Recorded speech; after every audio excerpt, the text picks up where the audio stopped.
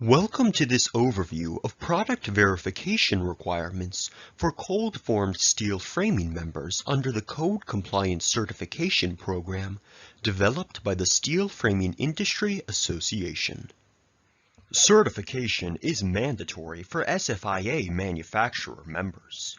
From the date of joining SFIA, a manufacturer must apply for certification for each manufacturing facility within 30 days and achieve certification within 180 days.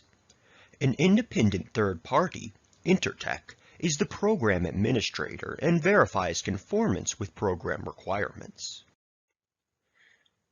Under the SFIA program, a manufacturer certifies that the designated steel framing products it produces meet or exceed the requirements of the appropriate building codes and standards.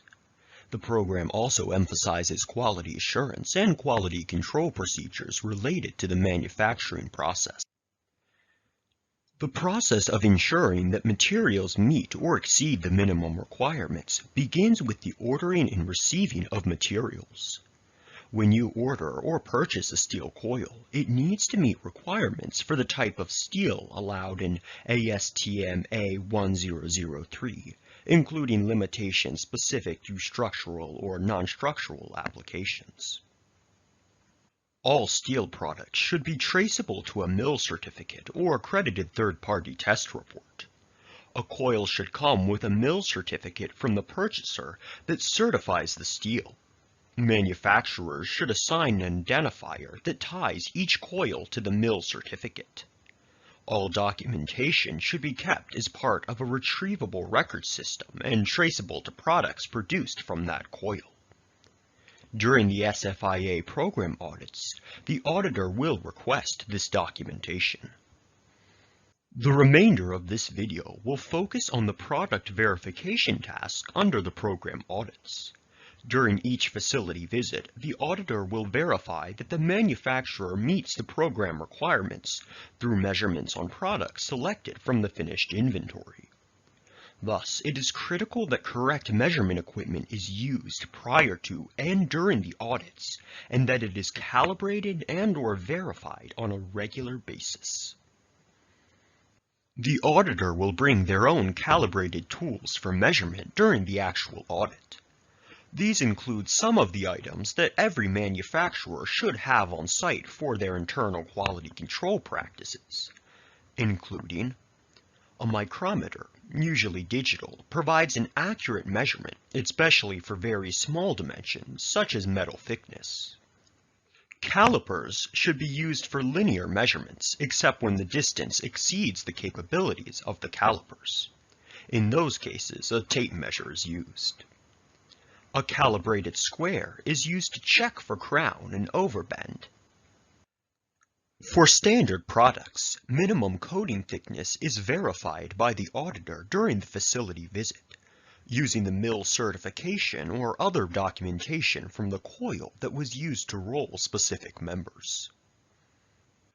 Base metal thickness is also measured in a laboratory on samples retrieved during the facility visit. We'll revisit this and other laboratory tests later in this video. Product shape, dimensions, and tolerances are also measured in the facility during the audit. Flange width is measured using calipers. Measurements should be taken at several locations along both flange sides. Return lips on studs are also measured using calipers. Return lips are seldom of equal width, so both return lips should be measured at several places along the length of the piece to make sure the entire stud is compliant. Member length is the end-to-end dimension of the component as measured with a tape measure. This is a precise measurement that verifies the labeled length of the member. Web width is measured with calipers. Stud webs are measured from outside edge to outside edge, whereas track webs are measured from inside to inside edge. Stud webs should be measured at multiple locations along the length of the sample. Avoid stud measurements near the ends and directly across any punch-outs, since these areas are often distorted. When measuring track webs, however, measurements are taken near the ends of full-length pieces, but in far enough to avoid the radius of the bend. Crown is the measured change across the plane of the web, or an outward or inward curvature of the web. Crown is measured by moving a square along the outside surface of the web. Any visible gaps beneath the straight edge should be measured with calipers, since this is normally a very small gap. Camber is an inward or outward variance along the edge where the web and flange meet. It appears as a gap between two pieces when they are aligned with their flanges side by side. Multiple orientations of the members should be evaluated to determine the arrangement, which provides the amount of camber. These orientations are obtained by flipping one or both of the members so different flanges are next to each other. The overall gap dimensions between the flanges is measured with calipers and divided by 2. Bow is typically measured using two pieces aligned web to web. Any significant bow will show up as a gap near the midway point along the length of the member, or as a gap at both ends of the member. The overall amount of gap between webs is measured with calipers and divided by 2. Twist is the uneven axial bending of the member and is measured by stacking two pieces on top of each other. The auditor will visually inspect each of the 4 corners of the piece for an even amount of space among the gaps. If one gap appears larger than the others, the largest gap is measured with calipers and divided by 2. Overbend is the inward bending of the flange relative to a 90-degree angle with the web. It is measured by placing a square along the web and flange and using calipers to measure the maximum distance between the square and the flange. Both sides should be measured and the largest measurement is recorded. Measurements should be made at a distance of 1 foot or greater from the end of the stud. Flare is the outward spread of the flanges of a stud from a 90-degree angle with the web. It is also measured with a square and calipers by measuring the gap between the square and the web at the bottom of the web. As with overbend, flare is measured no closer than 1 foot from the end of the stud. Similarly, the flare of both flanges should be measured and the larger value recorded. In addition to dimension checks, auditors will verify characteristics of punch-outs that affect the overall strength and limitations of a member or assembly. Punch-out tolerances vary with other nominal dimensions of the member. There are several measurements taken during an inspection. The distance from the end of a member to the first portion of any punch-out is measured using a tape measure. This measurement may be different at each end, so it should be measured at both ends, and the shortest distance should be recorded.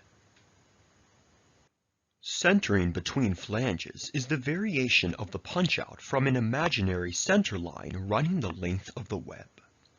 The auditor will measure the distance with calipers from the left-hand flange to the edge of the punch-out closest to the flange, and then repeat this on the opposite side. The auditor will subtract the smaller distance from the larger and divide it by 2. Centering along length is measured using a tape measure from a spot on a punch-out to the same spot on the following punch-out. Be aware that on longer length members, the distance between the first and second punch-out may be different from the distance between the other punch-outs. The shortest distance should be used. Maximum hole width is measured with calipers. When a punch-out has an irregular shape, the auditor will measure the widest part of the opening. Maximum hole length is the longest part of the punch-out and is also measured with calipers. Like hole width, the widest part of the opening is the correct measurement.